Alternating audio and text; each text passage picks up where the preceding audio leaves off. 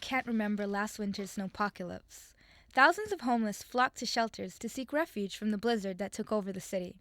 Shelters were overcrowded, resources were low, and many were left without a place to go. I was out on the street last year in the worst blizzard in 100 years. I stay up the street.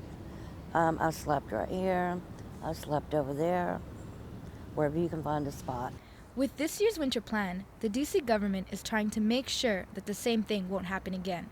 When temperatures fall below 32 degrees Fahrenheit, the city government is obligated to house all who are homeless from the start of November until March. We need to both be able to meet the emergency need that people experience during the winter and be able to provide enough shelter space where people can immediately come in out of the cold and have a warm place to be.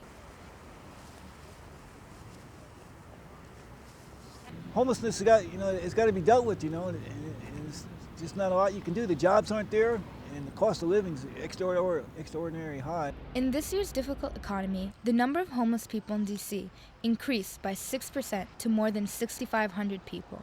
Because the greatest increase has been among homeless families, a population that has grown by almost 31% to 800 families, this year's winter plan goes to great lengths to expand the city's capacity to shelter them. I believe that the Department of Human Services will make space for those families. I've never known them really to allow them to remain in the streets and freeze to death. The winter plan not only increases the shelter units that will be available for homeless families, but it also eases the transition to permanent supportive housing by almost doubling the permanent housing units that will be available. Under this housing system, homeless people are given both housing and support services so that they can regain their footing and focus on becoming more independent. The model over the last few years has been to de-emphasize emergency shelter and emphasize placements either directly into housing or quickly into housing. So in fact, you've seen the number of emergency shelter beds in the district's winter plan decrease a bit over the past few years.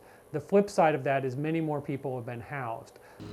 Along with the winter plan, the Department of Human Services has launched an outreach campaign to help spread awareness of the hardships homeless face, especially in the winter, and the services available to save their lives. You can help.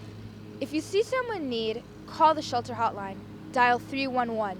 They urge you to help bring the homeless in from the cold so that men, women, and children who are homeless don't have to sleep in a place like this.